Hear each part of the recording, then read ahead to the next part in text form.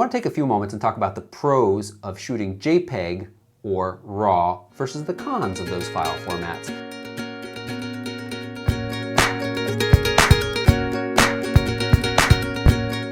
Now, we actually just covered this very recently in a podcast that Christina is a co-host on, but we thought we'd break this out into its own little subsection, keep it short and sweet. More people are more likely to watch it, and this is something that I can point people to because we get this question often: what are the benefits of shooting JPEG? What are the benefits of shooting RAW? Actually, it's usually people saying, what are the benefits of shooting RAW? Because they hear everybody talking about it, they see it printed on t-shirts, and so then they figure, it must be better. But why exactly?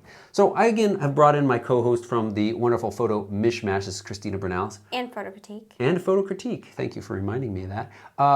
Wedding photographer, professional wedding photographer. She's going to do some of the demonstrations. But before we get into that, let's talk a little bit about the pros and the cons. So let's start with JPEG. The pros of JPEG file. Well, they get compressed. So that means that they're small, lightweight. You can fit more of them on a card than you can a RAW format. You don't need any kind of funny software to view them. You stick a JPEG in anybody's computer and you're going to be able to view it. And because they're small and lightweight, the camera can clear its buffer faster, which means that you can fire through a whole lot of them and get a faster frame rate in some cameras, or at least have that same frame rate for a longer period of time than you would if you're shooting RAW files.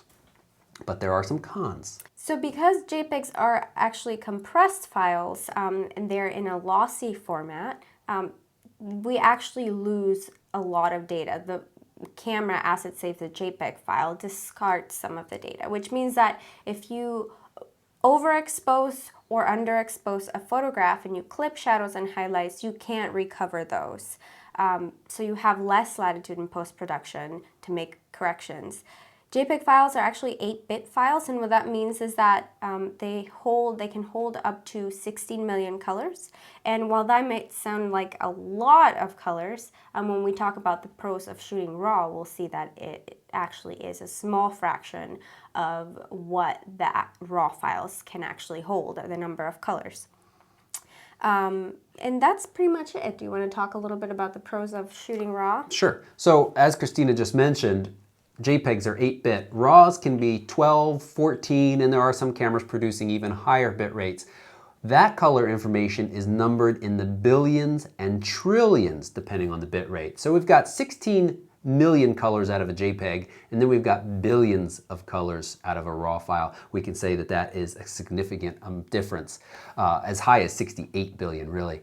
Also, because more information is held, both color and lightness values, you have a greater dynamic range coming out of a RAW file. And you heard Christina reference saving clippings of highlights or shadows. Again, you can pull that information back. We'll look at that in just a second. And I think that's pretty much it for the pros of RAW. Those items are huge. Yeah. Yeah, but it's not all, awesome to shoot RAW unless you absolutely, have to. Some of the cons of shooting RAW, or actually the major one, is that RAWs are very large files. So when he mentioned that shooting JPEG allows you to shoot a higher number of images in each burst mode, if you're shooting RAW, there's going to be fewer images and the camera's also going to be a lot slower. It also has a high cost implication. So if you shoot RAWs, you can fit fewer files into a memory card. Storage and archiving costs go up because you have to buy more hard drive space. You have to pay more to back up your images to archive them.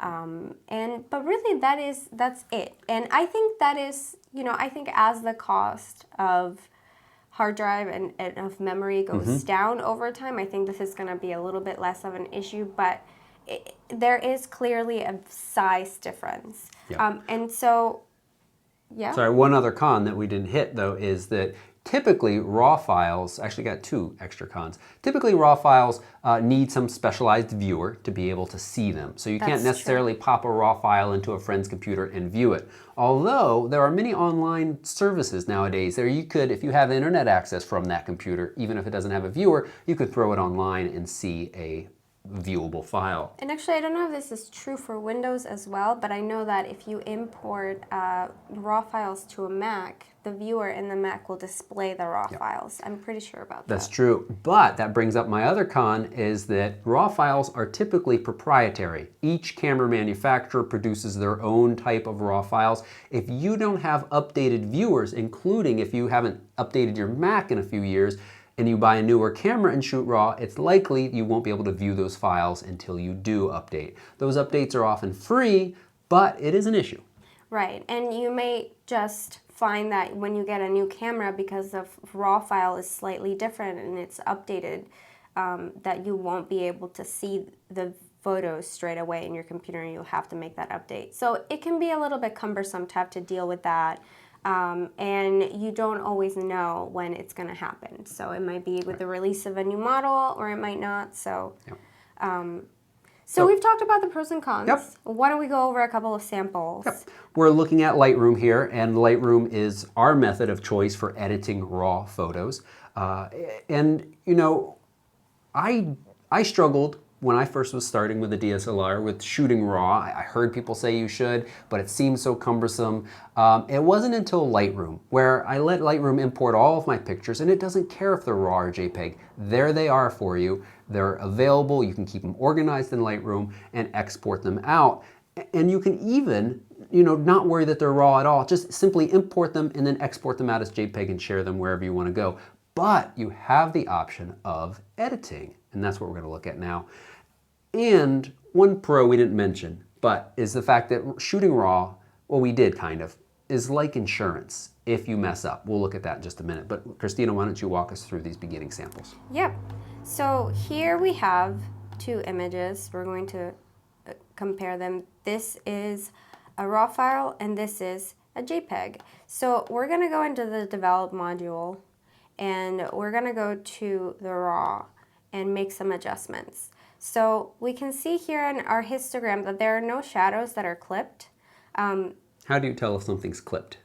So or no highlights that are clipped. So I have definitely here shadows that are pure black. So pure black also refers to clipping. So if you have something like, for example, the edge of this reflector, which is actually pure black, it's okay to have clipping because that is black and there can't be any information. But it looks like there are some dark shadows and maybe there are some that are kind of clipped. So I'm just hovering over my histogram and I'm hitting the up arrow key just to lift some of the shadows or the blacks. And now I'm going to go to my shadows and I'm going to lift some of these. And I'm going to go to my highlights because I feel like this is just a little too bright and I'm going to darken them a little bit. And I'm going to darken my whites as well. So here we have, looking at our histogram, we have a pretty balanced image. It's, you know, it's kind of flat because we don't have any pure blacks or whites. So what I'm going to do is I am going to sync this so that these changes are applied to this photo, the JPEG. And you can tell if we're working on the JPEG or the RAW by the file name right down below the thumbnails. And actually I just did it backwards, so I'm going to go back to this image and sync. And so those changes were applied to this image. And you can quickly see how there's a lot more punchiness, there's a lot more contrast in the JPEG file. Simply because your gradation from light to dark area is much shorter. And your dynamic range is smaller. It's limited. So that's just a decent example of a normal image with a kind of a range from light to dark. Right. Yep. So let's go back. Let's go to the next two images now. Move on to these because I think these are the ones that are really going to help us understand. So this brings up the point of shooting RAW as an insurance policy. We're going to look at it in another example in a minute. But let's say you didn't nail your exposure. You should always attempt to get it most correct out of the camera. But there are times where maybe you've overexposed a little or underexposed a little bit. And again, we're going to see that extra data helps us in the RAW. So we've intentionally overexposed this capture, and here we have the JPEG on the left, the RAW on the left, and the JPEG on the right. So let's go to develop and let's go to the RAW. So you're looking at the RAW, which is a lot brighter than the JPEG, and the JPEG is actually a little bit grayish. You can see that the dynamic range which you can notice by the detail back here in the wood, is a lot higher on this image versus this image. This image just looks kind of white and washed out. It doesn't look like there is any detail left there. So we're still looking at the raw file, so I'm just gonna go down my exposure. I'm gonna bring my exposure way down. And as we do that, we can see that this, almost all of the detail back here has been retained. And we can look at our histogram that there's no clipping of the whites. So we have them both selected, and let's synchronize. And let's go forward. And now we can see that we've lost all detail in these highlights, and even in the highlights up here on the hair. So this is the raw, and this is the JPEG. And the raw, the skin tone too of me and the JPEG really isn't good. Can we switch to the library real quick and put my face side by side? And you can see that I have got a natural skin tone in the raw image that we pulled the exposure down to save from that overexposure. But in the JPEG, that information just isn't there. It can't retain because it never had it in the first place, that good skin color. And so we get a much grayer look. Right. And so when we go back to the kind of editing that we'd have to do to get this image to look closer to this image, we can certainly go into the color and try to add a little bit of this. It looks a little bit green, so I'm going to add a little bit of magenta, try to get it to look closer. And so some of the shadows look closer, but I still can't get the highlights. There's really the highlights at this point, and you can tell here in the histogram that there is still clipping. I think we can move on to the next image. So that was messing up exposure some and looking at it. How about white balance? A lot of people ask me, how do I set my white balance on a shoot? And usually I eyeball it. And there are times where I use a color right checker. It really depends, but in a lot of our cases of shooting weddings, we're inside, outside, the light changes a lot. We don't worry about it too much because we're shooting raw. And when you shoot raw, you have the ability to adjust the white balance to anything you want after the fact.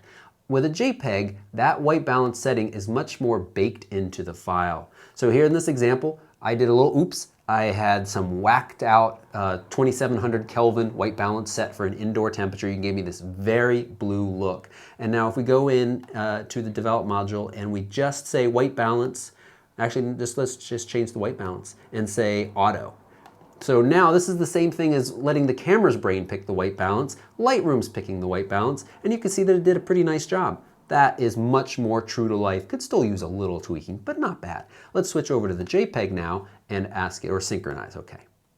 And if we look at the JPEG, very different look. It's not terrible, but notice that it is much less true to life, and it still has a much more kind of teal or blue hue to it that is left over from having that residual white balance data baked into the file. Right, and notice how much brighter the image is, and notice that we've done nothing to the exposure on either photo, and the settings are identical, yet the JPEG is a lot brighter.